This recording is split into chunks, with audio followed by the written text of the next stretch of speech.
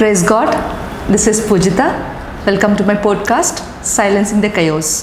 What is silencing the chaos? అసలు actual meaning ఏంటి అని చాలామందికి మీలో డౌట్ ఉంది. Let me explain. ఇప్పుడు you have lot of doubts కదా, ఏదైనా క్వశ్చన్ వచ్చేటప్పుడు, క్వెరీ వచ్చేటప్పుడు, లేకపోతే ఏదైనా డౌట్ వచ్చేటప్పుడు యూ స్టార్ట్ సర్చింగ్ గూగుల్ సర్చ్లో, చాట్ జీపీటీలో, ఇన్స్టాగ్రామ్ రీల్లో, ఫేస్బుక్ వాచ్ స్టోరీలో యూ స్టార్ట్ సర్చింగ్. అప్పుడు you'll get like number of ఉంటాయి, ఆన్సర్స్ కావచ్చు, లేకపోతే ఏమైనా రావచ్చు. సో అలాంటప్పుడు ఏం చేస్తూ ఉంటారంటే చాలామంది వీడియోస్ చూస్తూ ఉంటారు. దీనికి ఎగ్జాక్ట్గా ఆన్సర్ ఏంటి, నా క్వశ్చన్కి లేకపోతే నా డౌట్కి ఆన్సర్ ఏంటి అనేది ఆ గందరగోళం ఉంటుంది మీ మైండ్లో. ఇది కరెక్టేనా, ఇది రైటా, ఇది రాంగా అని చెప్పి. సో అలాంటి గందరగోళాన్ని నేను తీసుకొచ్చే టాప్ నాచ్ గెస్ట్లు, లైక్ మెడికల్ ఫీల్డ్ కావచ్చు, ఐఏఎస్, ఐపీఎస్, లాయర్స్, ఏ ఫీల్డ్ నుంచి అయినా సరే వాళ్ళు వచ్చి ప్రూవెన్ స్టడీస్తో, మనం ఏదైనా మాట్లాడామంటే దానికి బేసిక్ ఎవిడెన్స్ ఉండాలి, ప్రూవెన్ స్టడీస్ ఉండాలి, పర్ఫెక్ట్ గైడ్లైన్స్ ఉండాలి. వితౌట్ దీస్ మనం ప్రతిదీ we can't post them on Google కావచ్చు, లేకపోతే ఈరోజు రేపు మీరు చూస్తూ ఉంటే అంత ఇన్స్టాగ్రామ్ రీల్స్లో చూసినా, ఎక్కడ చూసినా సరే hell lot of people are doing their own kind of videos. అందరూ డాక్టర్స్, అందరూ న్యూట్రిషనిస్ట్, అందరూ లాయర్స్ వాళ్ళకి నచ్చింది మాట్లాడుతున్నారు. No, that is not the right way to clear all your doubts and all your questions. It is not good way. So what you have to do is, like నేను పిలిచే నా guests కావచ్చు, నేను ఎవరినైతే invite చేస్తున్నానో వాళ్ళు like they are more knowledgeable and మీకున్న డౌట్స్ని, మీకున్న పర్ప్లెక్షన్ని, మీకున్న ఆ కన్ఫ్యూజన్ని మొత్తం తీసేసి, లైక్ ఫర్ ఎగ్జాంపుల్ మెడికల్ ఉంది రిలేటెడ్, సో దాని డౌట్స్ క్లియర్ చేయడానికి, తర్వాత ఐఏఎస్ చెప్పినట్టు, ఐపీఎస్ చెప్పినట్టు, లాయర్స్ చెప్పినట్టు. ఈరోజు అయితే మాత్రం వెరీ కైండ్ పర్సన్, నాకు చాలా క్లోజ్ మేడము, నాకు కొన్ని ఇయర్స్గా తెలుసు, senior most gynaec oncologist, 17 years of experience at Mahatma Gandhi Cancer Hospital and Research Institute. She completed MBBS and MS at Andhra Medical College and also animal liberation activist. ఎంత frankly speaking, ఎంత down to earth అంటే చాలామంది డాక్టర్స్తో work చేసేటప్పుడు మాకు ఆ difference తెలుస్తుంది. But వెరస్ madam అలా కాదు. నేను అడిగిన వెంటనే ma'am I'm trying to do a podcast, నేను పోడ్కాస్ట్ చేయాలనుకుంటున్నాను, అండ్ దట్ నా ఫస్ట్ ఎపిసోడ్ ఇది, నా ఫస్ట్ ఇంటర్వ్యూ ఇది, నా ఫస్ట్ పోడ్కాస్ట్ మీరు ఉండాలనుకుంటున్నానంటే మేడం ఒక బిజీ స్కెడ్యూల్లో మేడం చాలా రెస్క్యూస్ చేస్తారు. అన్ని రెస్క్యూస్ చేసి నేను అడిగిన వెంటనే వచ్చి ఏం డిస్కస్ చేద్దాం అనుకున్నాము అంటే లాట్ ఆఫ్ క్యాన్సర్స్ కోసం, ఎస్పెషలీ ఫీమేల్ క్యాన్సర్స్. ఆడవాళ్ళలో క్యాన్సర్స్ ఎలా వస్తాయి, ఏ క్యాన్సర్స్ ఉంటాయి, దాన్ని ఎలా అరికట్టొచ్చని కాదు, కానీ కొన్ని క్యాన్సర్స్ ఆర్ కంట్రోల్డ్, కొన్ని క్యాన్సర్స్ ఆర్ క్యూరబుల్. సో వీటన్ని క్వశ్చన్స్, యంగ్స్టర్స్కి వచ్చే డౌట్స్ కానీ, లైక్ మిడిల్ ఏజ్ వాళ్ళకి వచ్చే డౌట్స్ కానీ, అడాలసెంట్స్కి వచ్చే డౌట్స్ కానీ మేడం మొత్తం క్లియర్ చేయడానికి మన దగ్గర ఉన్నారు. Doctor Jyoti, gynaec oncologist. Here we go. Hello ma'am, how are you? Hi Pujita, I'm so good. Thank you for this opportunity, and I love what you're doing, and I'm proud that you've taken up this cause. ఇది like you said, silencing the chaos. అది నేను వినగానే మీ podcast పేరు నాకు అర్థమైంది. This is like taking up a social responsibility, because you know అందరికీ అన్నీ తెలుసు, everything is a Google search away. We live in the era of social media. అందరూ అన్నీ తెలుసు అనుకుంటాం, కానీ hearing specific things from the horse's mouth. Okay, మీ field nutrition సంబంధించి అడగాలంటే పూజిత దగ్గర తెలుసుకుంటేనే correct, because you are very scientific and you go based on evidence based studies and all. So అలాగా you are trying to quell whatever little bit of myth busting చేయడం కానీ, awareness create చేయడం కానీ, and you are bringing them this closer to people who have so much of doubts and who want to take a right path and right decision for so many pertinent reasons and causes. So I'm so proud of what you're doing, and thank you for having me here and giving me this opportunity. My pleasure. Yeah. So let's go into the topic. Sure. Coming to cancer, what are gynecological cancers and which are the most common types? 2 points. Gynecological cancers అంటేనమ్మా ముందు మన reproductive ఆర్గన్స్కి సంబంధించినవి. So reproductive organs లోపల భాగంలో ఉన్నవైతే uterus, tubes, fallopian tubes అంటాము, అండాశయాలు, ovaries అంటాము. తర్వాత uterus తలకు కింద భాగంని ముఖద్వారం అంటాం, దాన్ని సర్విక్స్ అంటాము ఇంగ్లీష్లో. తర్వాత బయటకు వచ్చే vagina, external genital organs vulva అంటాం ఇన్ సైంటిఫిక్ టర్మ్స్. సో ఇవి గైనిక్ ఆర్గన్స్ యాక్చువల్గా. But when we talk about gynaecological cancers and what are the common cancers that every woman needs to be aware of అనుకుంటే breast కూడా మనం include చేస్తాం. Actually అది general surgery వాళ్ళ పరిధిలోకి వస్తుంది. బట్ క్యాన్సర్ అవేర్నెస్ విమెన్కి చెప్పినప్పుడు మీరు ఎక్కువగా మన ఈ 2 క్యాన్సర్స్ గురించి తెలుసుకోవాలి, because they are more common. Breast cancer వరకు వస్తే it's the most common cancer in women all over the world. Okay, in all over the world చూస్తే. అలాగా ఇండియాలో చూస్తే బ్రెస్ట్ క్యాన్సర్ కూడా యాక్చువల్లీ మోస్ట్ కామన్ క్యాన్సర్ కాకుండా next certain lower socio economic developing కంట్రీస్లోని కొంచెం ఎక్కువ కామన్ సర్వైకల్ క్యాన్సర్. బికాజ్ వాళ్ళ రిస్క్ ఫ్యాక్టర్స్ అన్నీ కూడా lower socio economic group, low resource సెట్టింగ్స్లో ఉండే లాంటి రిస్క్ ఫ్యాక్టర్స్ ఉంటాయి. కాబట్టి ఈ సర్వైకల్ క్యాన్సర్ అనేది కామన్గా ఉంటుంది.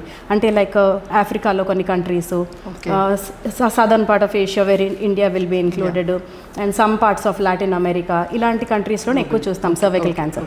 సో ఈ 2 క్యాన్సర్స్లోని కూడాను మనం తెలియాలి అంటే దేనికి ఎలాగ జాగ్రత్తలు పడాలి, అందరికీ ఎందుకు తెలియాలి అంటే క్యాన్సర్ ముందులాగా కాదు.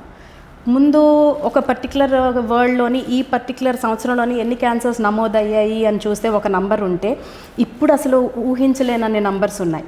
ఎందుకు అన్ని నంబర్స్ ఉన్నాయి? వరల్డ్లో ఎందుకు క్యాన్సర్ రేట్ అలా పెరిగిపోతుంది? ఇంతకుముందు cancer we use to consider it as a global health concern.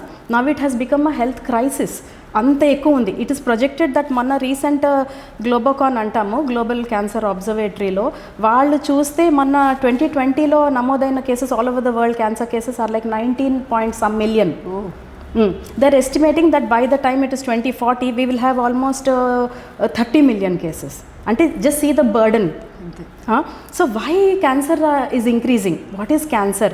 ఎన్నో క్వశ్చన్స్కి మనకి యాక్చువల్గా ఆన్సర్స్ చెప్పుకుంటే ఒకటి అసలు క్యాన్సర్ అంటే ఏంటి, అసలు ఏంటి, దేనివల్ల ఈ క్యాన్సర్ వస్తుంది ఎవరికైనా, అసలు క్యాన్సర్ ఇంత ఎక్కువ ఎందుకు అవుతుంది ప్రపంచంలో, అందులోని తర్వాత బ్రెస్ట్ క్యాన్సర్ స్పెసిఫికలీ ఏ క్యాన్సర్స్ ఆడవాళ్ళకి తెలియాలి, ముందు జాగ్రత్తలు ఏం తీసుకోవాలి, ఇలా మనం మాట్లాడుకోవచ్చు.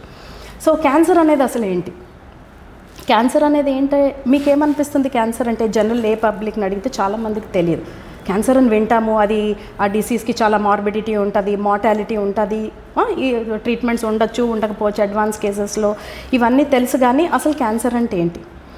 మామూలుగా బాడీలో ఏ పార్ట్లోనైనా ఆర్గన్ ఉంటుంది, టిష్యూ, సెల్స్ ఉంటాయి. సెల్స్ క్రమబద్ధంగా విభజన జరుగుతుంది. Genetically programmed everything. There is a software, your jeans, your DNA అన్నీ ఉంటాయి దానికి. They divide, cell division happens. Okay, cell division అంతా ఒక సాఫ్ట్వేర్ పరంగా అవుతుంది. డివైడ్ అవుతాయి సెల్స్, మల్టిప్లై అవుతాయి, 2 becomes 4 becomes 8, అండ్ ఆ పర్టికులర్ పార్ట్లోని ఆ సెల్స్ డిఫరెన్షియేట్ అవుతాయి, మెచ్యూర్ అవుతాయి, దానికి సంబంధించిన పని చేస్తాయి. కొన్నాళ్ళకి ప్రోగ్రామ్డ్ సెల్ డెత్ వస్తుంది, అది చనిపోతుంది. ఇది పద్ధతి, క్రమబద్ధంగా అవ్వడం అనేది. బట్ క్యాన్సర్లో ఏమవుతుంది? ఆ విభజన దగ్గర, రిపేర్ దగ్గర, అన్నిటి దగ్గర కూడా ఆ జీన్స్లో కొన్ని మార్పులు ఏర్పడతాయి, మ్యూటేషన్స్ అంటాం.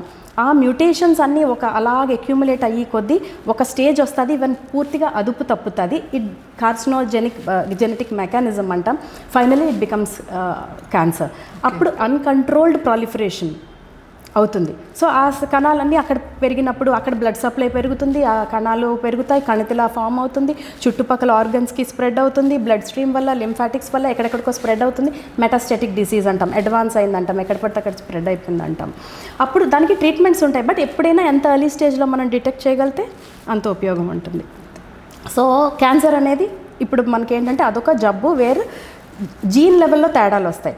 సో అంటే క్యాన్సర్ మనకి బాడీలో మేనిఫెస్ట్ అవ్వాలంటే మ్యూటేషన్ అన్నది ఉండాలి. ఆ మ్యూటేషన్ అనేది ఏర్పడుతుంది over a period of time.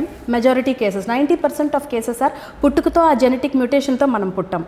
But 5 to 10% of cases are called germ line mutations వల్ల వచ్చినవి. అంటే ముందే ఆ ఫాల్టీ జీన్ని మనం ఇన్హెరిట్ చేస్తాం ఫ్రమ్ అవర్ యాన్సెస్టర్స్ అనమాట. Like you heard about the BRCA1 and 2 jeans, BRCA1 and 2 for breast cancer. లేకపోతే HNPCC Lynch syndrome అంటాము, అది బ్రెస్ట్, ఓవరీ, ఎండోమెట్రియం, అలాగ అన్నీ కలిపి, కోలన్ క్యాన్సర్స్ అన్నీ కలిపి వచ్చేవన్నమాట. So already germ line mutations ఉన్నవి వేరు, మనం ఏం చేయలేం, అది రిస్క్ ఫ్యాక్టరే. బట్ మన చేతిలో ఉందా, అది మనం మాడిఫై చేయలేం. But there are certain risk factors which we can modify. And ఇంకోటి ఏంటంటే ఆ మ్యూటేషన్స్ అనేది over a period of time accumulate అవుతాయి. అసలు మ్యూటేషన్ అనేది సెల్లో ఎలా వచ్చింది over a period of time, ముందు నుంచి పుట్టుక నుంచి లేదు. ఇప్పుడు జీన్స్లో మ్యూటేషన్స్ ఎందువల్ల వచ్చాయి? సర్టన్ కార్సినోజెనిక్ ఇన్ఫ్లుయెన్సెస్ ఉంటాయి. Carcinogenic influences will be in the form of what you are eating, what is getting into your body in the form of your water, what is in your air, what occupational exposure ఏముంది, నువ్వు ఎటువంటి ఇండస్ట్రీస్లో work చేస్తున్నావా, గాల్లో ఏముందా, chemical substances ఏమి inhale చేస్తున్నావా, రేడియేషన్కి ఎలా expose అయ్యి ఉన్నావా. Now you know how it is the era of mobile radiation నుంచి అన్ని రకాల radiation, even your UV rays have radiation potential. And మనం ఇన్వెస్టిగేషన్స్ చేయించుకుంటున్నప్పుడు కూడా we're expose to radiation, x rays, your CT scans, all these things will also have radiation exposure కదా. So ఇన్ని రకాల exposures ఉంటాయి. ఇవన్నీ different environmental agents which are carcinogens. Okay, environmental agents కాకుండా మన లైఫ్ స్టైల్ అంటే are we eating the right things, are we eating on time, obesity ఉందా, obesity వల్ల మెటబాలిక్ చేంజెస్ వచ్చి that itself certain things will act as carcinogens. Okay, తర్వాత genetic factors ఎలాగో ఉన్నాయి. So ఇందులోని జెనెటిక్ ఫ్యాక్టర్స్ మనం ఏం చేయలేము. ఎన్వైరన్మెంటల్ ఫ్యాక్టర్స్ కొంతవరకు మనం ఒక అవగాహనతో ఉంటే, అవేర్నెస్తో ఉంటే కొంచెం లిమిట్ చేయడమో, జాగ్రత్తలు తీసుకోవడమో చేయొచ్చు.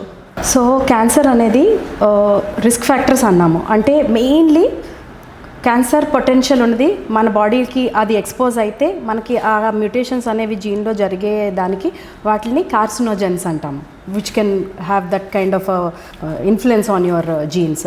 సో అందులోని environmental agents, genetic factors, life style factors. So genetic factors మీద మనకి పెద్దగా కంట్రోల్ లేదు. ఎన్వైరన్మెంటల్ ఫ్యాక్టర్స్ కూడా కొన్ని మన పరిధిలో ఉండొచ్చు, ఉండకపోవచ్చు. మెయిన్ లైఫ్ స్టైల్ మన చేతిలో ఉంటుంది. లైఫ్ స్టైల్లోని ఎస్పెషలీ హ్యాబిట్ ఫార్మింగ్ ఇవి ఉంటాయి, టొబాకో, ఆల్కహాల్, ఇవన్నీ బాడీలో ఒకటి కాదు, లివర్ ఒకటే కాదు ఆల్కహాల్ అనగానే, లంగ్స్ ఒకటే కాదు టొబాకో అంటే, ఓన్లీ మా head and neck cancers, oral cancers ఒకటే కాదు, all over the body they are bringing so many changes, it's all cellular level they are working, so they can cause cancer anywhere. ఇది మనకి తెలియాలి. So life style modifications అన్నీ చూసుకోవాలి. ముందు habit ఫార్మింగ్వి, ఈ alcohol Avani, tobacco Avani, eating very high diets high in animal protein, like especially meats, red meats, they are all already classified. Like there is an international cancer research agency which says ఏ సబ్స్టెన్స్కి ఏ రకమైన food అవని, అది ఇంకా ఏమని, what kind of potential they have to cause cancer in your body. ఇవన్నీ evidence based studies మీద. ఆ రకంగా చూసుకుంటే processed meats come under grade 1, that is the most highest potential to cause cancer. And second దాంట్లోని you have, అంటే first దాంట్లో included along with alcohol, asbestos, tobacco ఇలాంటి వాటితో. And then processed meats are also in grade 1.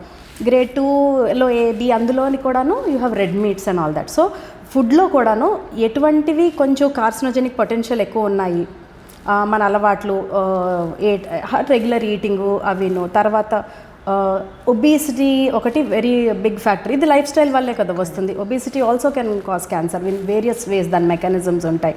And then stress itself can be a cause of cancer. ఇప్పుడు మనం ఎంత అర్బనైజేషన్తో, ఇండస్ట్రియల్ డెవలప్మెంట్తో, see our life styles how we're going on. మన food నుంచి, మన ఎన్వైరన్మెంటల్ ఎక్స్పోజర్స్, ఇండస్ట్రియలైజేషన్స్తో మన ఎక్స్పోజర్స్ అన్నిటికీ పెరిగిపోయాయి. సో ఇవన్నీ రిస్క్ ఫ్యాక్టర్స్ ఉన్నాయి, మనం అర్థం చేసుకోవాలి. సో ఒక్కొక్కటి రిస్క్ ఫ్యాక్టర్స్ తెలిస్తే మనం ఏది లిమిట్ చేయగలమని చూడాలి. ఇప్పుడు ఏ క్యాన్సర్కైనా చాలామంది అడుగుతారు, బ్రెస్ట్ క్యాన్సరే ఫర్ ఎగ్జాంపుల్ మనం మాట్లాడుకున్నాం అనుకోండి, అమ్మో నాకు ఇది వచ్చేసిందా అని ఆలోచిస్తారు తప్ప అసలు దేనివల్ల వస్తుంది, అసలు రాకుండానే మనం ఏం చేయగలము. Prevention is better than cure. The more you are aware, then you will know what to do and what not to do, and at what time you should get yourself tested, what can you do to test yourself, ante kada. So because I said breast cancer is the most common cancer, let us talk about breast cancer. Breast cancer is so common now that it is estimated that at least 1 woman out of 7 women may have diagnosis of breast cancer sometime in their life. అర్థమైందా? That is how common it is. So ఏ క్యాన్సర్కైనా most common risk factor ఏంటి? Because I said that it is a cumulation or accumulation of mutations అన్నాను. So mutations accumulate అవ్వాలంటే time అంటే age. So you see that majority of cancer, I'm not saying younger age group are totally devoid of cancers అనట్లేదు, but ఏజ్తోనే mutations accumulate అవుతాయి కాబట్టి most common risk factor is age అనుకుంటాం. So breast cancers generally we see after the 4th, 5th decade తర్వాతే చూస్తాము. అలాగా. So breast క్యాన్సర్స్కి risk factors ఏంటి, మనం ఏమి చేయలేని ఫ్యాక్టర్స్ ఏంటి, మన ఏజ్ మనం ఏం చేయలేనివి, తర్వాత ఎర్లీగా పీరియడ్స్ రావడం మొదలు పెడతారు కొంతమందికి, అలాగని పీరియడ్ వచ్చి అలాగా వాళ్ళ మెనోపాజ్ కూడా లేట్ అయిపోతుంది. అంటే ఇన్ని సైకిల్స్ ఆఫ్ హార్మోనల్ ఎక్స్పోజర్ కదా బాడీలో, because your ovaries are secreting hormones every month cycles and all that. So ఎర్లీగా మెనార్కీ అంటాం, ఎర్లీగా పీరియడ్స్ మొదలయ్యి లేట్గా మెనోపాజ్ వస్తే అప్పుడు కూడా బ్రెస్ట్ క్యాన్సర్కి రిస్క్ ఫ్యాక్టర్. జెనెటిక్ ఫ్యాక్టర్స్ ఉన్నాయి, దానికి తోటు సెడెంటరీ లైఫ్ స్టైలు, ఒబీసిటీ, ఇవన్నీ కొన్ని తెలిసిన కారణాలు, కొన్ని కనపడనివి కూడా ఉంటాయి. జెనెటిక్ ఫ్యాక్టర్స్ ఉన్నాయంటే ఫ్యామిలీలో ఆ హిస్టరీ ఉంది, పిన్నికి ఉంది, లేకపోతే అమ్మమ్మకు ఉంది, లేకపోతే ఇంకెవరికైనా ఉంది, ఇలా ఉందనుకో అమ్మ, అప్పుడు ముందే తెలుసుకొని మనం ఆ పర్టికులర్ జీన్కి మనం ఇన్హెరిట్ చేసామా అని తెలుసుకునే జెనెటిక్ టెస్టింగ్ కూడా ఉంటుంది ఫ్యామిలీ ప్యాటర్న్ బట్టి. సో అటువంటి జాగ్రత్తలు కూడా తీసుకుంటే అప్పుడు మనం దానికి ఏం చేయగలం, ఓహో నా I'm carrying this faulty gene, so how do I protect myself, how do I prevent this అనేది వాళ్ళ స్క్రీనింగ్ ఇంకొంచెం ఎర్లీగా మొదలు పెట్టచ్చా, ఇంకెటువంటి చర్యలైనా ఉన్నాయా, సర్జికల్గా కూడా ఏమైనా చేయొచ్చా, ఏదైనా అవగాహన బట్టి మనకి తెలుస్తుంది. సో బ్రెస్ట్ క్యాన్సర్ ఇంత కామన్ కాబట్టి ఆడవాళ్ళు ఏ ఏజ్ నుంచి జాగ్రత్త పడాలి, పెద్ద ఒక 4th 5th డెకేడ్ తర్వాత మనకి జనరల్గా డయాగ్నోస్ అవుతుంది అంటున్నాను, కానీ ముందు నుంచి అవగాహన ఉండాలి. బికాస్ చిన్న వయసుల్లో కూడా మేము చూసిన సందర్భాలు ఉన్నాయి. We have seen breast cancer in a girl as young as less than 25, అంత వాళ్ళలో కూడా చూసాం. సో అసలు బ్రెస్ట్ క్యాన్సర్ గురించి అవేర్నెస్ ఉంటే స్క్రీనింగ్ ఎప్పటి నుంచి, మన సెల్ఫ్ బ్రెస్ట్ ఎగ్జామినేషన్ విన్నారు కదా మీరు, సెల్ఫ్ బ్రెస్ట్ ఎగ్జామినేషన్ ఎప్పటి నుంచి మొదలు పెట్టాలంటే ప్రతి ఒక్కరూ ఆడవాళ్ళు by the time the 20 years of age నుంచి కూడా వాళ్ళ రొమ్ముని వాళ్ళు పరీక్షించుకోవడం అలవాటు చేసుకోవాలి. ఇలాంటి వాటికి వాడచ్చు, గూగుల్, యూట్యూబ్లోని బోల్డ్ వీడియోస్ ఉంటాయి, అది జస్ట్ అలా 2-3 వీడియోస్ ఫాలో అయ్యి మనం అలా చేసే కొద్దీ మనకు అర్థమైపోతుంది. సో ఎవరు బ్రెస్ట్ వాళ్ళు ఎగ్జామిన్ చేసుకోవడం వల్ల అడ్వాంటేజ్ ఏంటంటే అసలు బ్రెస్ట్ ఇష్యూ మన చేతికి ఎలా తగులుతుంది, ఏ టైంలో మనం ఎగ్జామిన్ చేసుకుంటే కరెక్ట్గా తెలుస్తుంది. When you're in your shower with the soap and water on your body, when you have a mirror in front of you, how to examine yourself, just చూడడానికి ఏం కనిపిస్తుంది, ఏ తేడాలు కనిపిస్తాయి చూడగానే, తడుముకున్నప్పుడు ఎటువంటి తేడాలు తెలుస్తాయి, ఎలా తడుముకోవాలి, ఏ time of the monthly cycle తడుముకుంటే మంచిది.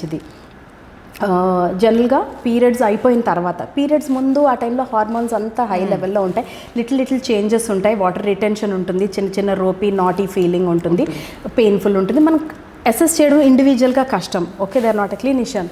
So what they should do, just అలా ఎగ్జామిన్ చేయడం కూడా 1 week after your period is the best time to examine yourself. Every month ఒక పర్టికులర్ సండే పెట్టుకొని ఆఫ్టర్ యువర్ పీరియడ్ పెట్టుకుంటే అయిపోతుంది. అలాగే ఎవ్రీబడి ఇర్రెస్పెక్టివ్ మధ్యలో స్క్రీనింగ్లు చేయించుకున్న, మధ్యలో అల్ట్రాసౌండ్లు చేయించుకున్న, mammography, it is a detailed x ray examination of the breast.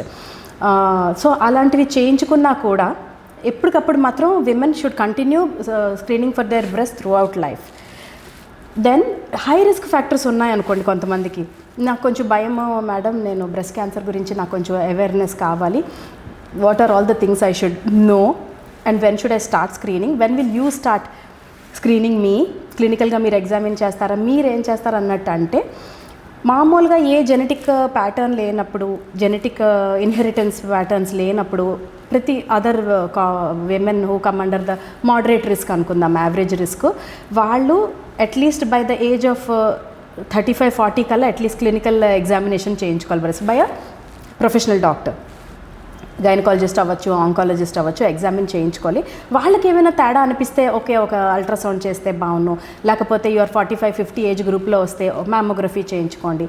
అక్కడ వచ్చిన రిపోర్ట్స్ బట్టి, ఫైండింగ్స్ బట్టి how often you should get it done, మీరు ఎవ్రీ ఇయర్ చేయించుకుంటే బాగున్నా, లేకపోతే ఇంకేమైనా టెస్ట్లు ఎక్స్ట్రా చేయించుకుంటే బాగున్నా, ఇవన్నీ చెప్తారు. బ్రెస్ట్ క్యాన్సర్ వరకు ఇది ఏదైనా కణితిలాగా తగిలింది అంటే అది ఫాలో చేయడము, అబ్జర్వ్ చేయడము, అవసరమైతే అండర్ అల్ట్రాసౌండ్ గైడెన్స్ కూడా ఆ కణితిలోంచి కూడా మనం ఒక సూది పరీక్ష అంటాము, FNAC, fine needle aspiration cytology, just కొంచెం సెల్స్ కొంచెం తీసి స్మియర్ చేసి మైక్రోస్కోప్ కింద ఎగ్జామిన్ చేసి ఓకే పర్వాలేదు అంటే డౌట్ వస్తే, ప్రతి కేసుకి కాదు, బికాస్ బినైన్ బ్రెస్ట్ డిసీజెస్ చాలా కామన్, ఎన్నో రకాల కణితులు ఉంటాయి. Very few % of breast lumps are actually cancerous, more are benign అంటే వాటికి క్యాన్సర్ లేదు, దే ఆర్ నాట్ మెలిగ్నెంట్ అనమాట.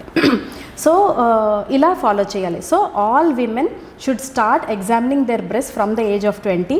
Best time to examine themselves is after their monthly period, okay, after the 7th or 10th day, and then they should visit their doctor at least 30-40 years తర్వాత ఒకసారైనా, అప్పుడు వాళ్ళు చెప్తారు ఎంత తరచుగా ఎటువంటి టెస్టులు చేయాలి. But mammography is the gold standard to diagnose any kind of suspicious breast లంప్లో ఏంటి అనేది. ఓకేనా, this is with regard to breast cancer. As we speaking about breast cancer, కొన్ని సర్వేస్లో, అంటే అవి ప్రూవెన్ సర్వేస్ కాదు, బట్ కొన్ని సర్వేస్లో ఏం చెప్పాయంటే లైక్ లేట్ మ్యారేజెస్ అయినా నెంబర్ లేట్ మ్యారేజెస్ కాదు అక్కడ. Breast cancer has nothing to do with the marriage part or the sexual దీంతో సంబంధం ఉండదు. That will be with cervical cancer. Okay. So with breast cancer ఏమవుతుందంటే, ఇఫ్ నేనేమన్నాను, early menarche, late menopause అంటే ఎక్కువ ovarian సైకిల్స్ని ఎక్స్పోజ్ అయిపోయింది body of the woman. అంటే తన own ovarian hormones are acting on the breast is the target tissue. Okay, so అదే విధంగా suppose they are late marriage అంటే మన ఉద్దేశం ఏంటి, లేట్గా పిల్లలు కన్నారు అని అర్థం. So the point here is who have late pregnancies later on in life. అంటే 35కో 40కో మనం పిల్లలు కన్నాం అనుకోండి, because we're career oriented professional దీంట్లో ఉన్నాం. ఎప్పుడో 40కి మీరు కన్నామంటే అన్ని cycles from the age of 30 నుంచి 40 దాకా అన్ఇంటరప్టెడ్ ఓవేరియన్ సైకిల్స్ అవుతున్నాయి. అదే ప్రెగ్నెన్సీ వస్తే ఆడవాళ్ళకి ఏమవుతుంది, ప్రెగ్నెన్సీ ఉన్నప్పుడు ఓవేరియన్ సైకిల్స్, ఓవులేషన్, ఆ హార్మోన్స్ అవి ఒక డిఫరెంట్ దీంట్లో ఉంటాయి. మీకు అర్థమవుతుంది కదా, అది ఇంటరప్ట్ అవుతుంది. అది ఇంటరప్ట్ అవ్వదు కాబట్టి బ్రెస్ట్ క్యాన్సర్స్, ఓవేరియన్ క్యాన్సర్స్ కూడా సేమ్ మెకానిజం అనమాట. ఇంకోటి ఏంటంటే breast feeding is protective. Okay, breast feed చేసే women are protected against breast cancer also to an extent, because లాక్టేషన్లో కూడా ఓవులేషన్ ఆగుతుంది. ఓవరీ నుంచి వచ్చే హార్మోన్స్ తాలూకా ఇవి డిఫరెంట్గా ఉంటాయి. So late marriages, late pregnancies especially, and those who don't breastfeed have an added risk. Okay, and also number of abortions, using lot of contraceptive pills kuda. Yeah, contraceptive pills, see contraceptive pills konni cancers varaku protective. Like for ovarian cancer anko few years of OC pills if you are using, it is protective. Ante dan mechanism ala undannamata, body lo risk factors avino. But breast cancer varaku matram combined estrogen progesterone oral contraceptive pills, they act on the breast kabatti daniki relative risk koncham vaadina vallake koncham ekku untundi chance of getting cancer. What about number of abortions? ఎక్కువగా abortions చేయించుకున్నాక సరే breast cancers వచ్చే chances ఉన్నాయని చెప్పి సర్వేలో. ఎక్కువ abortions చేయించుకోవడం వల్ల కాదు, ప్రెగ్నెన్సీ ఫుల్ లెంగ్త్ ఉంటే, లాక్టేషన్ సైకిల్ కొన్నాళ్ళు ఉంటే, ఓవరీ నుంచి ఓవులేషన్ సైకిల్స్ కొంచెం తగ్గిస్తే అలాగ ప్రొటెక్ట్ అవుతుంది తప్ప abortion per se will not be the reason for any kind of breast cancer. Not like that. Okay, and what are the early warning signs or symptoms women should never ignore? Okay, breast cancer వరకు వస్తే see when you are doing monthly regular screening, when you are examining your breast, మీకు తెలుసు నా breast feels like this, ఈ time of the cycle నా breast ఇలా ఉంటుంది ఇలా ఉంటుంది. ఇవాళ ఒక చిన్న కణితి నేను డయాగ్నోస్ చేశాను. కొన్ని రోజుల్లో అది ఎలా ఉంది, ఎలా గ్రో అవుతుంది, అది ఎలా ఫీల్ అవుతుంది. సడన్ ర్యాపిడ్ గ్రోత్ అంటే మనకు సస్పిషను. ఇంకోటి కణితి అనేది నొప్పితో కొంచెం కూడి ఉందంటే జనరల్గా it is some kind of a benign breast condition, some inflammatory condition తప్ప cancerous lumps per se are generally painless. Okay, and ఎప్పుడు కూడాను మానిటర్ చేయాలి. అలాగని దాని ఉత్తరే నేను అబ్జర్వ్ చేస్తున్నాను కదా చాలా అనట్లే. First time you feel it, you have to visit your doctor, అందులో డౌట్ లేదు. బట్ మనం తరచుగా పరీక్ష చేసుకుంటున్నాం కాబట్టే ఇక్కడ ఉందని, 1 month బ్యాక్ లేదని, ఇప్పుడు వచ్చిందని, ఇలా పెరుగుతుందని ఇవన్నీ ఎలా చెప్పగలుగుతున్నాం? Because we're constantly monitoring it. And బ్రెస్ట్తో అడ్వాంటేజ్ ఏంటి, that is one organ you can palpate, మన చేతికి దొరుకుతుంది. ఇప్పుడు నాకు పొట్టలో ఏమవుతుందో ఇక్కడేమవుతుందో మనకు తెలియదు కదా. ఇంకే no other organ can I know so much individual self. So that advantage we have to take. Okay, as we speaking about breast cancer, is asymmetrical breast is common, ma'am? అదేదైనా like asymmetrical breast? Yes, it's not that uncommon. It's not that uncommon. చిన్న variation ఉండొచ్చు. And why you are asking, right? It's because of some genetic reasons and developmentలో ఉన్న చిన్న abnormalities వల్ల ఉండొచ్చు.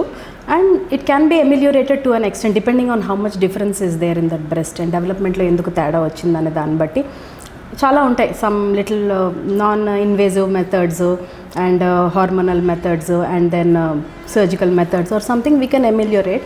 Asymmetrical breast is not that uncommon. And అలాగనే ఊరికే worry అయిపోవాల్సింది కూడా ఏం లేదు. And even with the lactation part అన్నీ కూడా నార్మల్గా కూడా ఉండొచ్చు. Even when they want to give birth and then feed also పెద్ద ప్రాబ్లమ్ ఉండకపోవచ్చు. But it is not that uncommon. Okay, we have seen. So coming to this cervical cancers ఒక 2-3 questions ఉన్నాయి ma'am.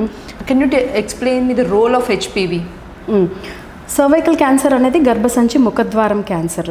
Okay, ఈ cervical cancer అనేది ఎందుకు important అంటే mainly చిన్న వయసులో కూడాను అది డెవలప్ అవ్వచ్చు.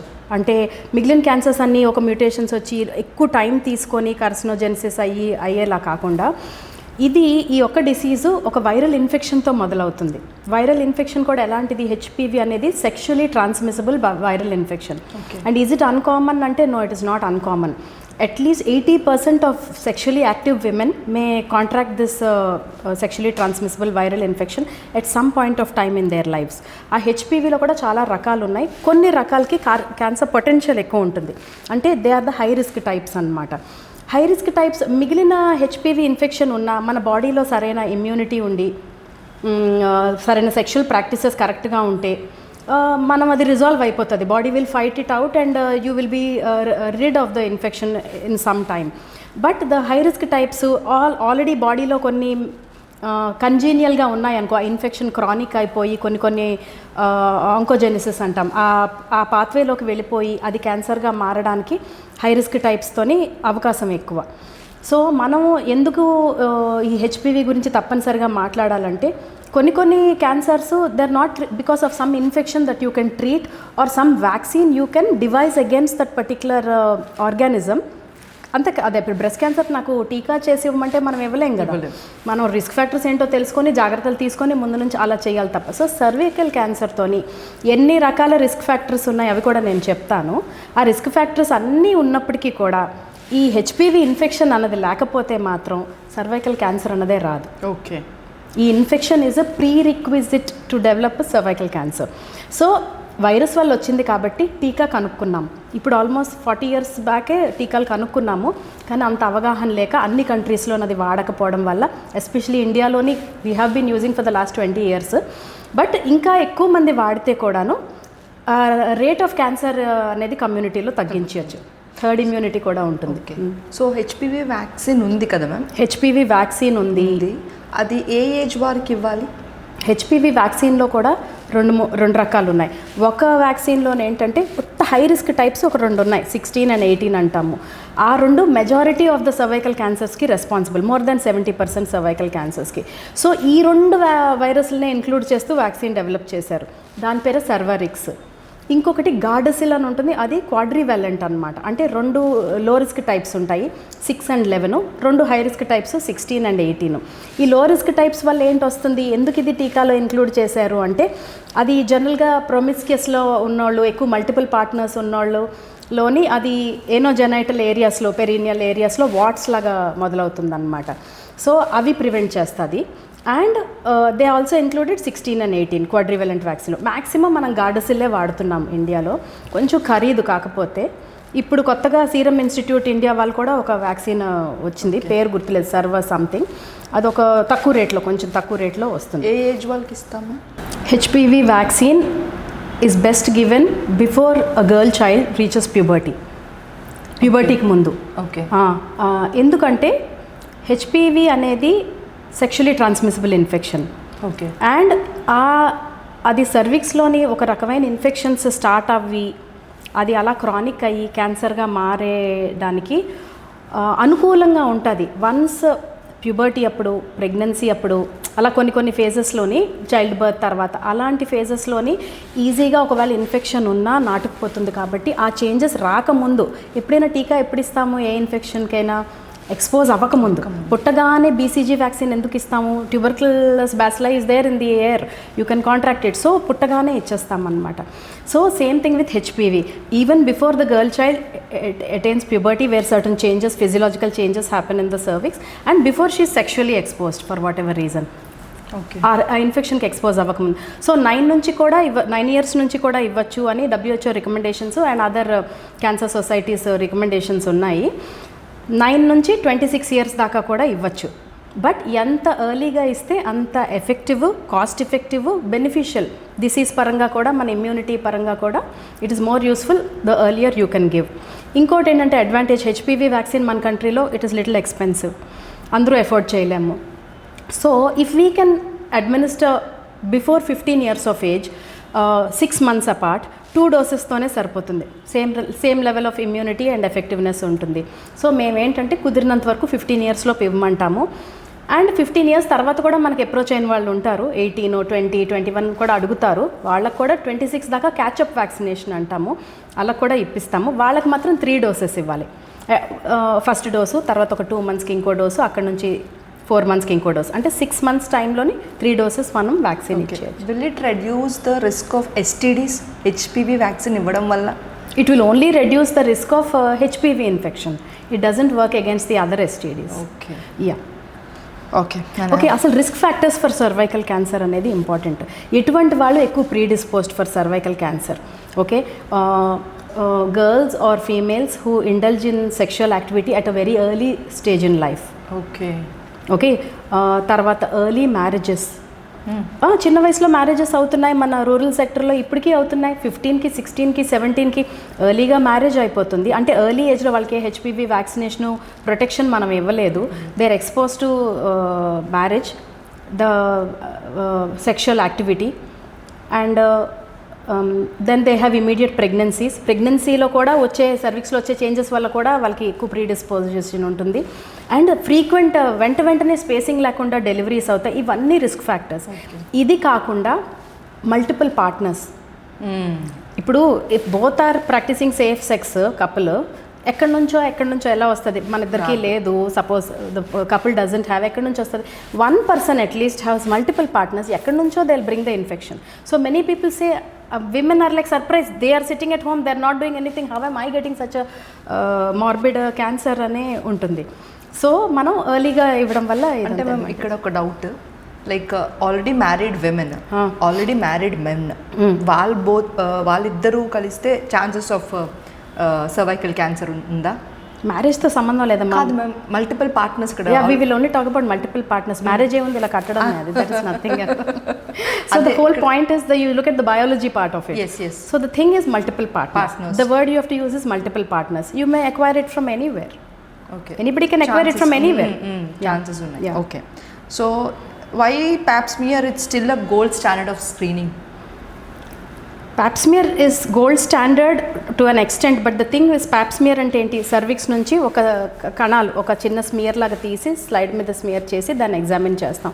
అందులో కన్వెన్షనల్ మెథడ్ ఉంది, డైరెక్ట్గా స్మియర్ తీసి స్లైడ్ చేస్తాం. ఇంకోటి లిక్విడ్ బేస్డ్ సైటాలజీ అంటాం.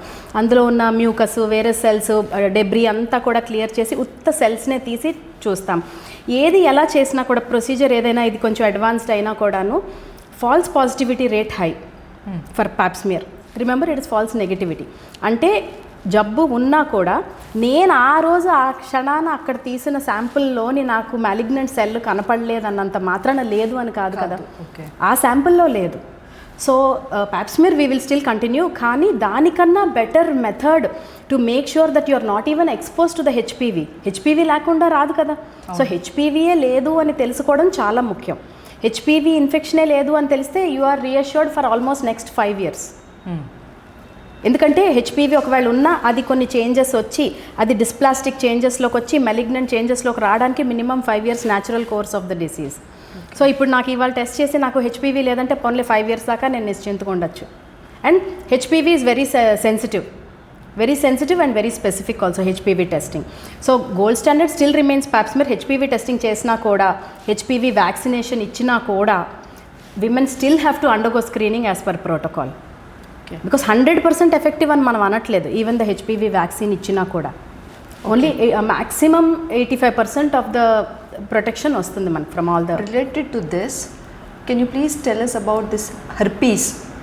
చాలా స్టూడెంట్స్ అడిగారు, when I posted on Instagram, what are the questions can be asked to a gynecologist? It's a viral infection. అందులో కూడా సెక్షువల్గా వచ్చేవి ఉంటాయి. వైరల్ ఇన్ఫెక్షన్ అది. దానికి క్యాన్సర్కి ఏం పెద్ద సంబంధం లేదు. It's STD. It can be it is a sexually transmissible disease, especially genitalia వరకు ఇది అవుతాయి. You can get oral herpes also. అదే మ్యామ్, అంటే ఎక్కువగా ఫీమేల్స్లో కనిపిస్తుందా, మేల్స్లో కనిపిస్తుందా మ్యామ్? ఇద్దరులోనే కనిపిస్తుంది. ఓకే, బట్ రిసీవర్ ఎక్కువగా ఫీమేల్స్ అని అంటారు. అంటే కొన్ని ఫిజియాలజీ వల్ల కొన్ని ప్రీడిస్పోజిషన్ మనకు ఎక్కువ ఉంటుంది, మనకున్న స్ట్రక్చర్ బట్టి అక్కడ కింద అలా ఉంటుంది. But it is also sexually transmissible. Curable ma'am? It can be cured to an extent, but to some extent it cannot be cured, right? Yeah. Okay. కొంచెం కష్టం కొన్ని బికాజ్ యాంటీవైరల్ థెరపీలు కొన్ని it's not like other things also. Okay. Yeah. Okay. So coming to ovarian cancer, why it is called silent killer? Silent killer. Ovaries అని నేను చెప్పినట్టు cervix అనేది uterus తాలూకా lower part, it is opening out into the vagina. So anything that happens in the cervix it will manifest in the form of increased discharges, white discharges.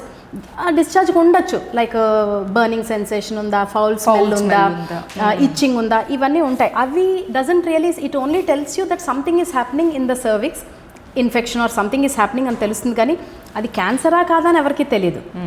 Infection ఉన్నా నీకు అదే symptoms ఉంటాయి. At least okay, bleeding అవుతుందా, abnormal bleeding patterns ఇందాక మీరు అడిగారు, ఎటువంటివి మనం ఇగ్నోర్ చేయకూడదు ఎప్పుడైనా అనేది, ఏది కూడా ఇగ్నోర్ చేయకూడదు. క్యాన్సర్కి ఏ సిమ్టమ్స్ ఉంటాయో అదే సిమ్టమ్స్ వేరే జబ్బుల్లో కూడా ఉంటాయి. ఉత్త సర్వికల్ ఇన్ఫెక్షన్ ఉన్నా కూడా క్యాన్సర్లో ఎటువంటి సిమ్టమ్స్ ఉంటాయో అటువంటి సిమ్టమ్స్ అడ్వాన్స్డ్ ఇన్ఫెక్షన్ కేసెస్లో కూడా ఉంటాయి. Not only with regard to cervix అమ్మ, ఎనీథింగ్ ఇన్ ద బాడీ, ఏ సిమ్టమ్ అయినా సర్లే తగ్గిపోతుంది అనేది మ్యాక్సిమం 2 weeks 3 weeks చూడాలి తప్ప అప్పటికీ రిజాల్వ్ అవ్వంది ఏదైనా కూడా మనం ఇన్వెస్టిగేట్ చేయించుకోవాలి. ఒక ప్రొఫెషనల్ డాక్టర్ సరైన ఇన్వెస్టిగేట్ చేసో ఎగ్జామిన్ చేసో కాదు పర్వాలేదంటే తప్ప మనం వదిలిపెట్టకూడదు. What I'm trying to say is unless proved otherwise certain symptoms ఎప్పుడు are suspect, you should always confirm and make sure you have excluded malignancy or cancer. ఎందుకంటే ఆ డిసీజ్ మామూలుది కాదు, మిగిలిన వాటిలా కాదు. ఇట్స్ కైండ్ ఆఫ్ స్టూడెంట్ నాకు అడిగారు ma'am, like she is having water discharge and milk discharge from the breast, she's young adolescent, అలా జరుగుద్దా? Yeah, జరుగుతుంది. See women who have had children for example, వాళ్ళకి ఆల్మోస్ట్ మెనోపాజల్ ఏజ్ వరకు కూడా అలా, even though they stopped lactating breast feed ఆపేసినా కూడా they can still have breast secretion with sexual activity. Okay, it's common, that's not a problem. But if you're talking about a young girl not sexually active and not married and not beget children as yet, and if they're having breast secretion, that is called galactoria. Okay, breast milk secretion.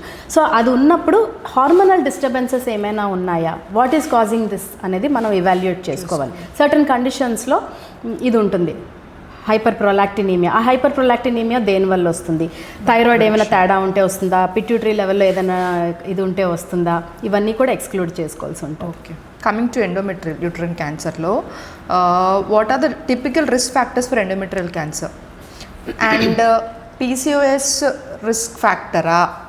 Yes, PCOS అనేది అదొక endocrine disorder లాగేనమ్మా. అంటే it's a triad of 3 different endocrine abnormalities కలిపి it will manifest as polycystic ovarian disease అనమాట.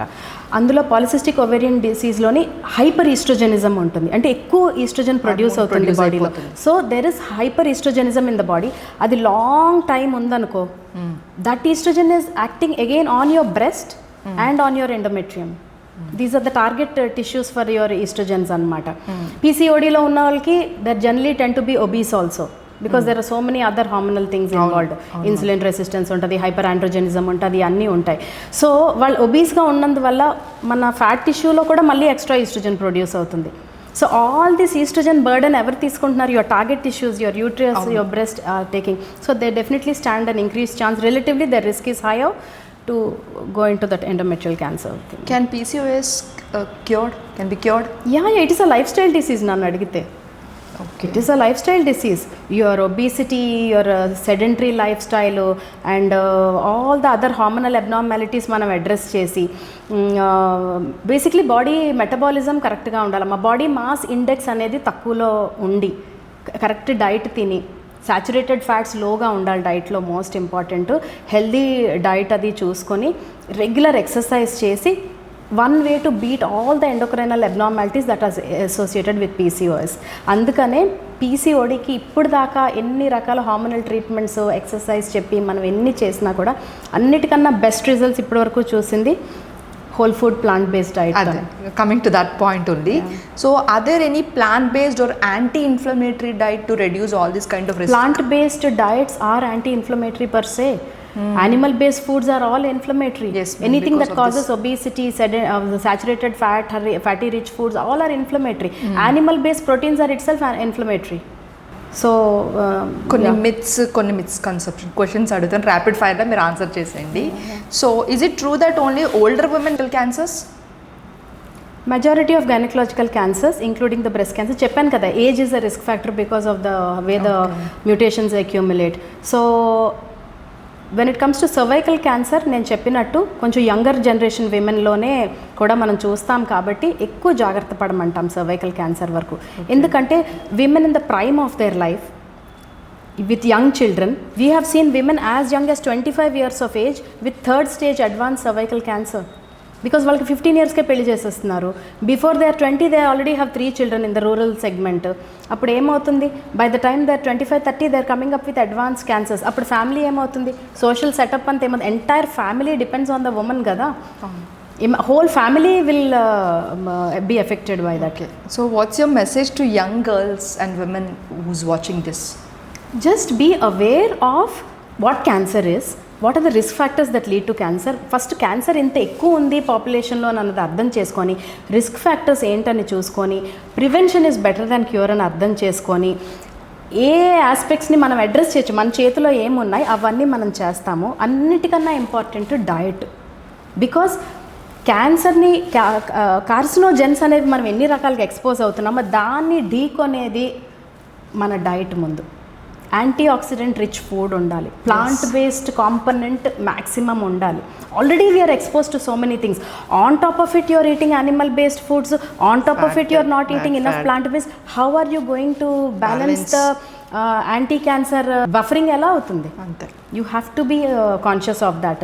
And ఎప్పటికప్పుడు ఈ disease గురించి తెలిస్తే, దాని రిస్క్ ఫ్యాక్టర్ ఏంటి, దాన్ని ఏంటి కాజ్ చేస్తుందో తెలిస్తే దానికి మనం ఎటువంటి టెస్టులు చేసుకోవచ్చు, ఏ టైం నుంచి మొదలు పెట్టాలి, ఇలా చేసుకోవాలి. And young girls who are very much into browsing whenever they have a doubt and all that, వాళ్ళ ఇంట్లో కొంచెం ఓల్డర్ విమెన్కి చెప్పాలి, ఈ టైం మదర్ అయితే నువ్వు మ్యామోగ్రఫీ చేయించుకోవాలి, సర్వైకల్ క్యాన్సర్ కూడా నీకు ఇప్పుడు కూడా స్క్రీన్ చేయలేదు. So all these things also we should try and tell. Okay, thank you so much. You have cleared all the doubts related to cancer. So అంటే ప్రొఫెషన్ని వదిలి, I know you into this gynec oncologist since like 17 years. What made you to go into this?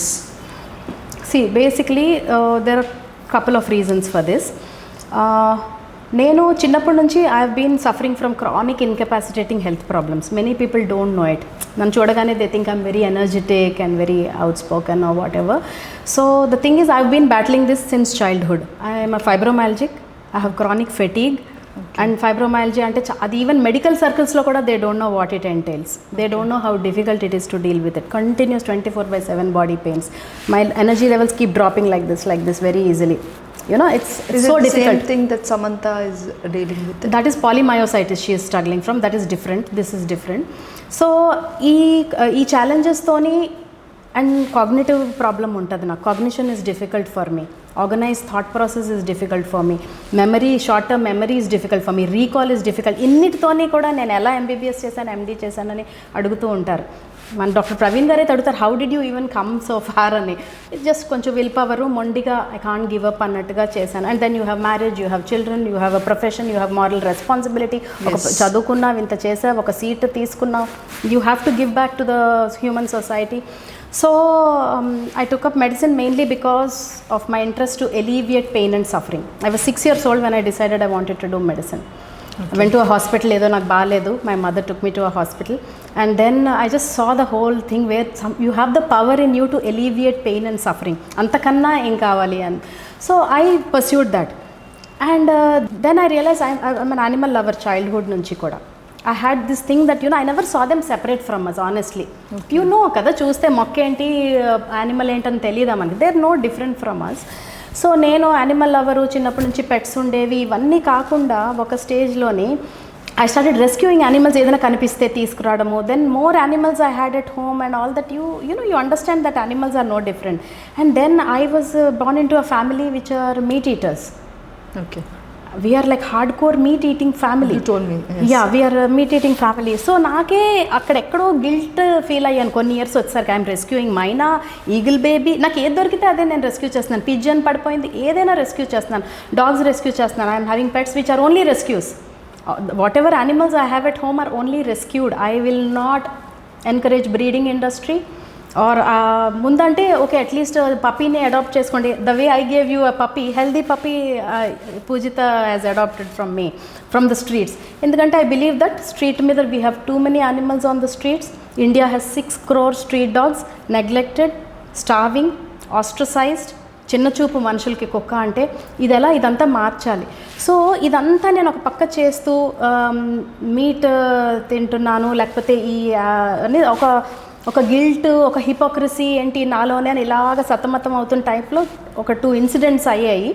అవి అయినప్పటికీ చాలా బ్యాడ్గా feel అయ్యాను అనమాట. ఒక live fish నా ముందే చంపే ఇచ్చినప్పటికీ ఒక్కసారి something died in my heart అనమాట. ఆ హిపోక్రసీని నేను అసలు డీల్ చేయలేకపోయాను. దట్ గిల్ట్ తొలిచేస్తుంది. But I raise my children also as hard core meat eaters. Milk, eggs, there was time when I was vegan also, right, ma'am? Yeah, that's where I'm coming. So for me, when I talk about animal liberation activist or animal welfare ante people know it is about కంటి ముందు కనపడే యానిమల్స్కి మనం ఏం చేస్తున్నాము. ఒక ఆవు దూడకి ఏదో problem వచ్చిందంటే పరిగెడతారు. ఇంకెక్కడో ఏదో టర్టిల్ ఎక్కడో చిక్కుకుంది, ఏదో ప్రాబ్లం ఉందంటే పరిగెడతాము.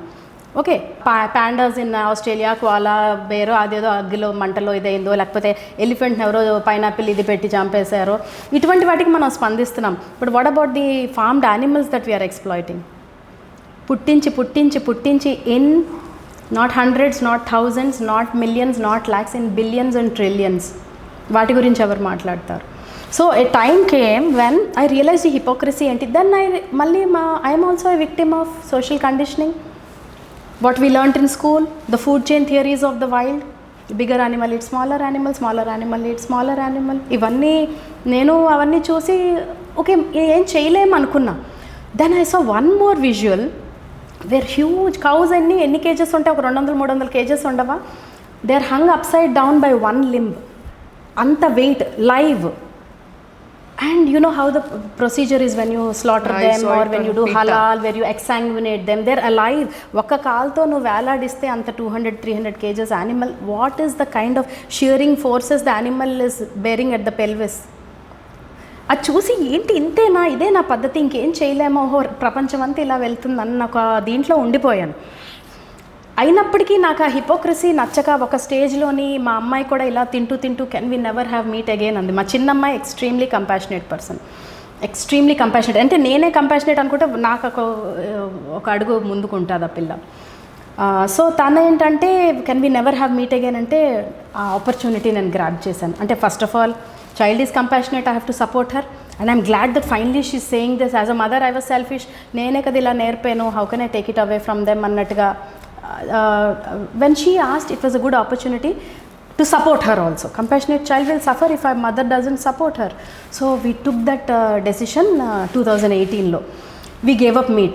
అప్పటికి మేము వీగనిజం గురించి వినలేదు, వీగన్ రెవల్యూషన్ గురించి వినలేదు. And I was not into social media. నాకు తెలియడానికి అవకాశమే లేదు. My daughter was into social media, YouTube చూడడము ఇవన్నీ. సో షీ వాజ్ లైక్, ఒకరోజు she came to me, mummy did you hear about the vegan revolution in the world? I said no, what is it?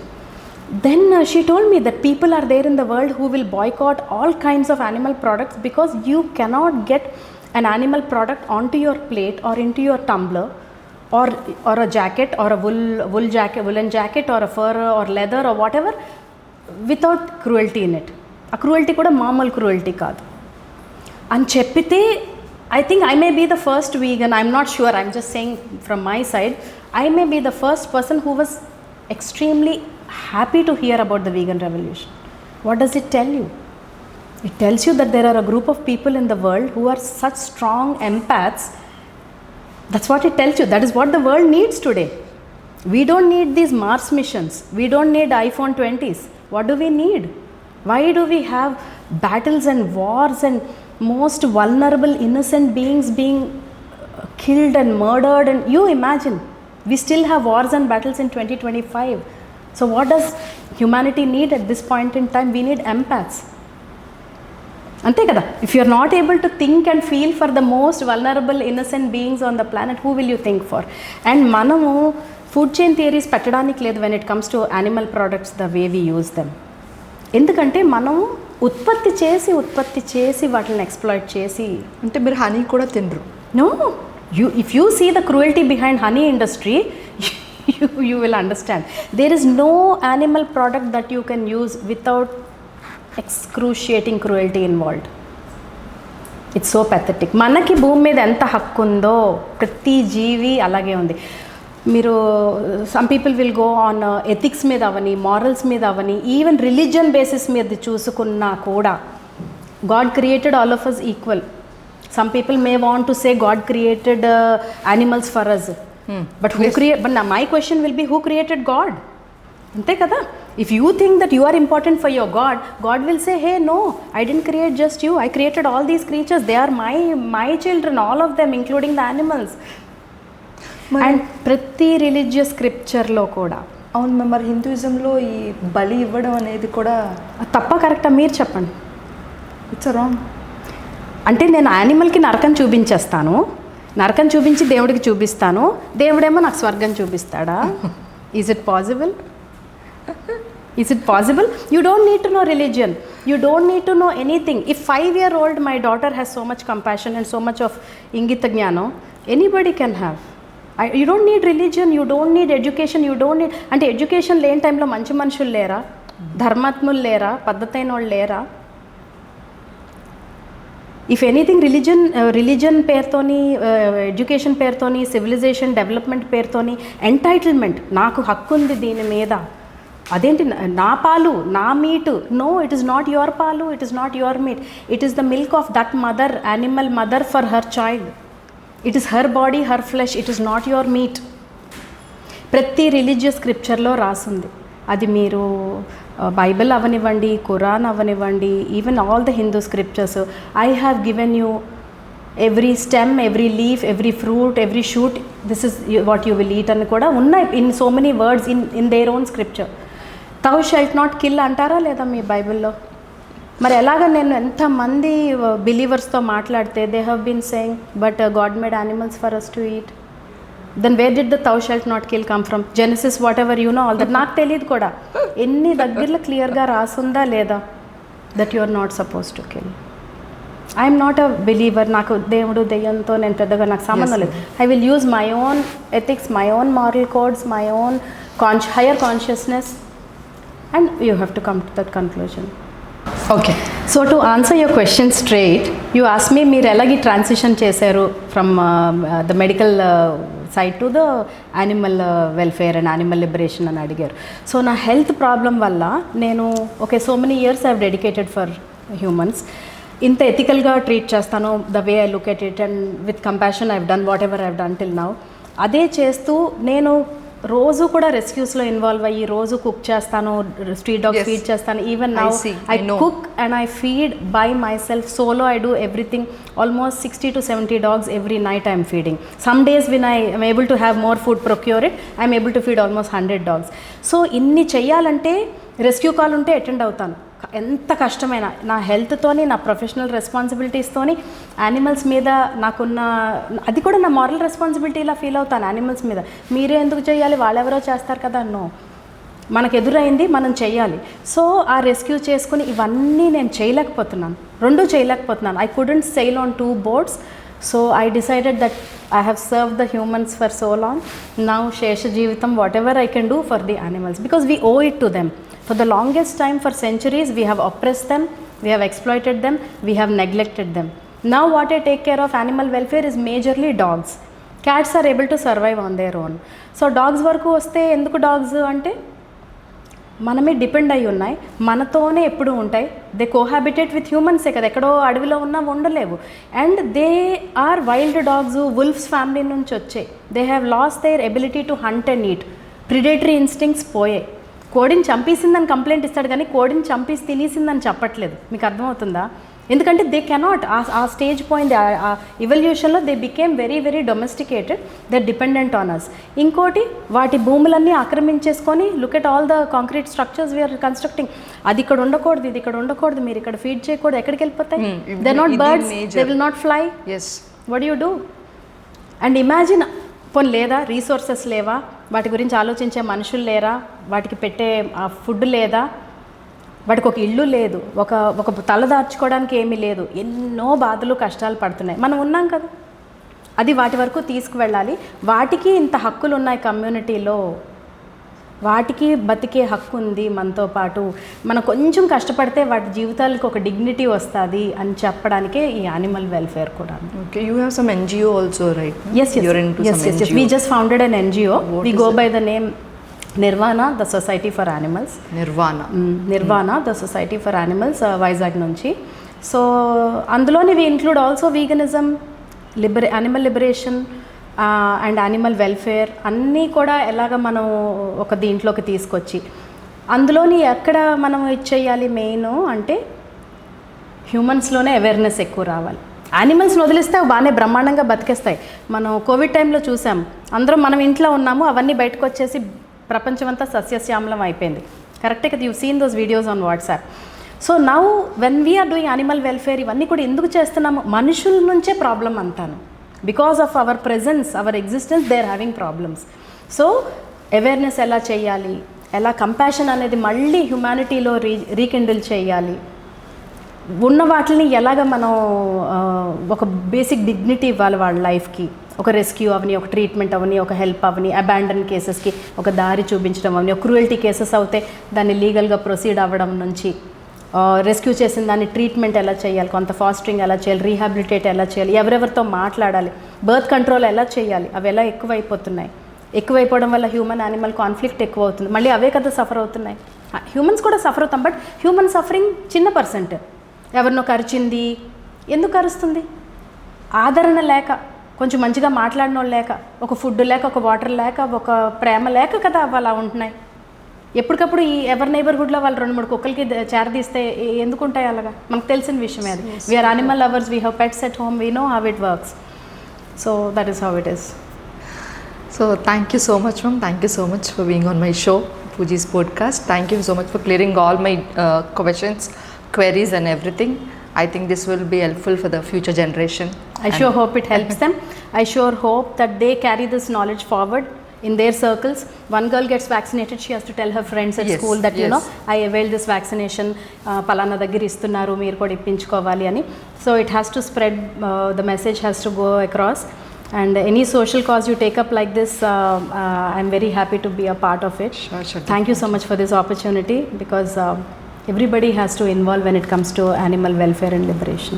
Thank you, ma'am. Thank you. Thank you. Thank you.